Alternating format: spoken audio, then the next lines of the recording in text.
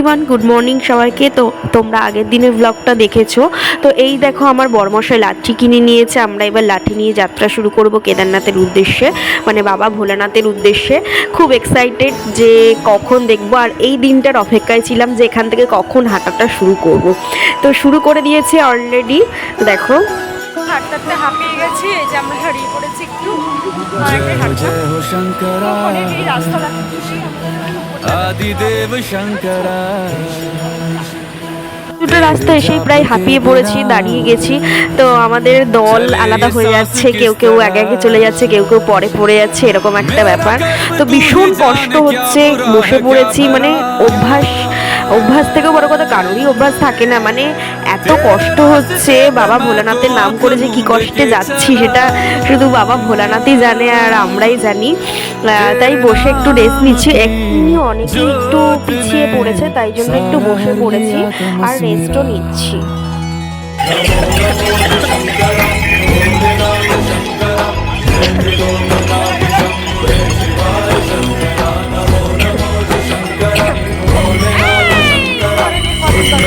বসে ঘোড়া যাচ্ছি, আর আমার বর্মশাই বলছে তুমি কি ঘোড়ায় যাবে? আর বললাম না, আমার যতই কষ্ট পাবে কিন্তু ঘোড়ায় যাবো না। এখন এতটা বাকি আছে, একবার করে রেস্ট নিচ্ছি, উঠছি, যাচ্ছি। তো বরমাশাই বললো যে ঘোড়ায় গেলে চলো, কিন্তু কি বলতো, ঘোড়ায় আমার না একটা পোষায় না। বাবার নাম করে এসছি, ভগবান দুপা দিয়েছে, ভোলানাথের কাছে হেঁটে যাওয়াই যথেষ্ট। যতই কষ্ট হোক না কেন, ঘোড়াগুলো না রাস্তার মাঝখানে মরে যাচ্ছে, দেখে খুব কষ্ট লাগছে। সেজন্য ঘোড়ায় ইচ্ছাই করছে না, মনও চাইছে না। অন্য কোনো গাড়ির সিস্টেম থাকলে চলে যেতাম, কিন্তু এই ঘোড়া ফোড়াতে উঠতে বা ওই মানুষের কাঁধে করে আমার খুবই কষ্ট লাগে। তো সবাই আমরা যতটা চেষ্টা করেছি তো হেঁটে যাওয়ারই চেষ্টা করছি। দেখো আমি চলে যাচ্ছি জল নিতে, কারণ এই জলটা নাকি সবাই খায়, আর এখান থেকে নিয়ে নাকি বিক্রি করা হয়। আর একটু মুখে চোখে দিলাম, আর দেখো ক্যাডবেরি খেয়ে নিচ্ছি, আমার এনার্জি একদম লো হয়ে গেছে। তো আমি একা না, সবাই খাচ্ছিলাম, তাই দেখাচ্ছিলাম। আর জল খাবো এখান থেকে, কারণ সবাই বলছে এই জলটা খুব ভালো, সবাই এখান থেকে নিয়েই খাচ্ছে। দেখো পাইপ দিয়ে সে ভরছে, তাই আমাদেরকে বলো তোমরাও খেতে পারো, কোনো অসুবিধা নেই। এটা পুরো পাহাড়ের থেকে জলটা আসে, পুরো প্রাকৃতিক জল, আর খেলে তোমাদের শরীরটা আরও ভালো থাকবে, অসুস্থ হবে না। এই জলই বোতলে ভরে বিক্রি করছে, তো আমরা কিনেই খাচ্ছিলাম। তো এখান থেকে দেখে সবার ভালো পরিষ্কার জল দেখে আমাদেরও ইচ্ছা হলো নিতে। তো এই দেখো রাহুলদা নিয়ে নিচ্ছে জল, আর আমি একটু চলে গেছি ফটো তোলার জন্য, জল খাবো না, ফটো তোলার জন্য জল খেতেই চলে গেছি, আর একটু জল ভরবো এটা ভিডিও করার জন্য, এটা তো জানোই। তো এটা গিয়ে আবার দেখালাম যে জল ভরে নিয়েছি। দেখো আর সত্যি খুব ঠান্ডা জলে খুব ভালো জল, কোনো অসুবিধা হয়নি আমাদের খেয়ে। তো আমরাই খাচ্ছি। আর দেখো আমি দেখাচ্ছি উপরে যেতে বাকি রয়েছে, আর দারুণ লাগছে। যত উপরে যাচ্ছি ওয়েদারটা খুব ভালো লাগছে। দেখো দেখো ঘোড়া মানুষগুলো কাঁধে করে নিয়ে যাচ্ছে, আমার খুব কষ্ট লাগলো দেখে। তাও আমি কষ্ট করে হাঁটবো, কিন্তু আমি এদের সাথে যাবো না, মানে এদের সাথে যাবো মানে এদের পিঠে উঠবো না, ঘোড়ার পিঠে উঠবো না আর কি।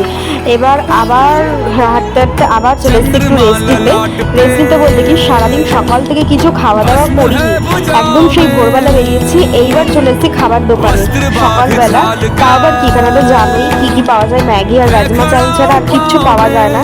তো বসে একটু রেস্ট নিয়ে নিচ্ছি, আর এই ক্যাডবেরি খেয়েছি ওইটুকুনি, ব্যাস আর কিচ্ছু খাইনি। আর এখানে চলে এসেছি ম্যাগি খেতে। এই ম্যাগি খেয়েই উঠতে হবে, ম্যাগি খাওয়া মানে শরীরটা ফিট রাখা, ঠিক আছে। তো সবাই মিলে আমরা রেস্ট নিয়ে নিচ্ছি। আর দেখো ম্যাগি সবাইকে বানিয়ে দিয়েছে, আমাদের একটু তো টাইম লেগেছে, গরম ম্যাগি খেয়ে নিচ্ছি। ম্যাগিটা ভালোও লাগছিল ওই সময়, আর ওই যত উপরে উঠছি তো তত ঠান্ডা, তো গরম গরম ম্যাগি খাওয়া হয়েও গেল। আমরা এবার আবার হাঁটা শুরু করেছি, মানে একটু রেস্ট নিচ্ছি, আবার হাঁটা শুরু করছি। এখানটা দেখো কি সুন্দর লাগছে, আর ভয়ও লাগছিল। জলটা বরফটা গলে গলে পড়ছে, একটা আলাদাই দৃশ্য, ঠিক আছে। হেঁটেই যাচ্ছি, দেখো কি সুন্দর জায়গাটা।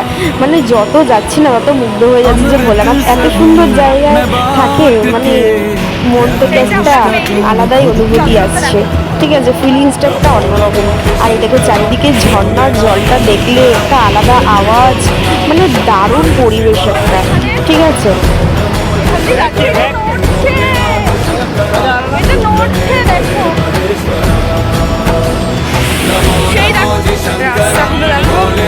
এইরকম রাস্তা, সেখান দিয়ে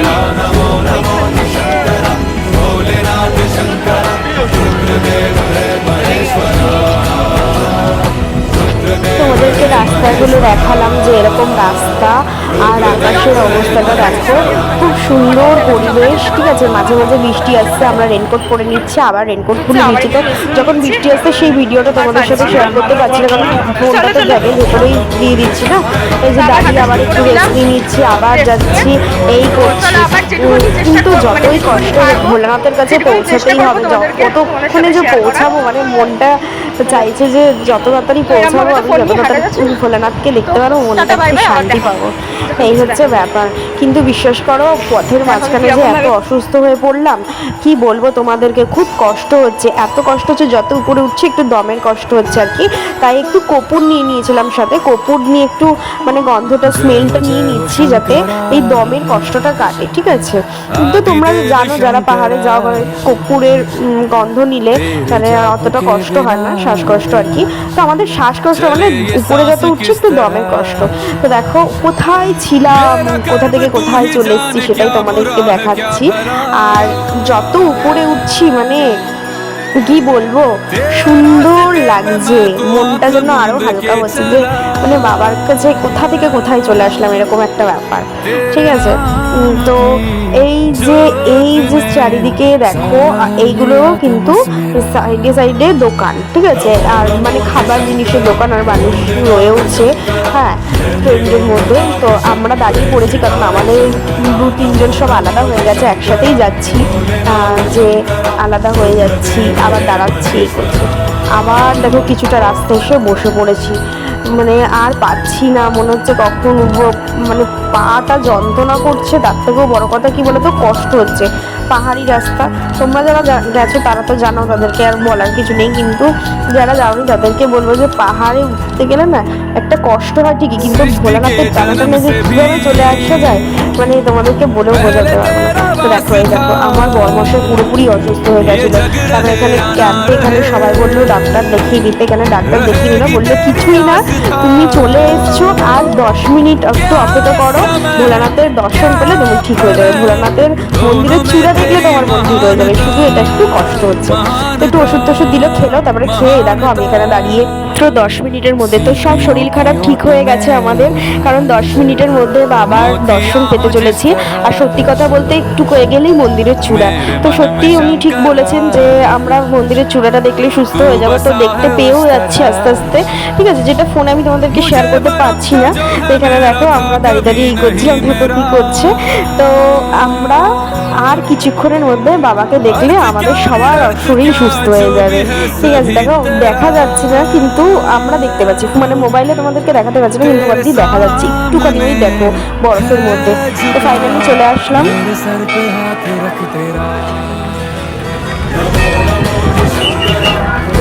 আর মহাদেব করতে করতে তো পৌঁছে গেলাম। তো বিশ্বাস করো, মনটা এবার খুব শান্তি পেলো আমাদের। তো আমরা প্রত্যেকে সবাই কেঁদে ফেলেছি, চোখে জল চলে এসছে প্রায়। তো আমরা এই কজন মিলে চলেছি, 4-5 জন মিলে, আর বাকিটা সবাই পিছিয়ে রয়েছে। আমরাই ফার্স্ট বাবার দর্শন নিলাম আমাদের গ্রুপের মধ্যে। তো এবার দেখো আমি তোমাদের সাথে পরবর্তী ব্লগে শেয়ার করবো। এখন প্রচুর বৃষ্টি হচ্ছে, ফোনটা বের করতে পারবো না, ঢুকিয়ে নেবো। তোমাদের সাথে কি করলাম না করলাম, পুজো দিলাম, সব কিছু শেয়ার করবো নেক্সট ব্লগে। তো আজকে আমরা পুজো দেবো না, কারণ আজকে তো এই বিকেল হয়ে গেছে। তো আমি তোমাদের সাথে নেক্সট ব্লগে শেয়ার করবো।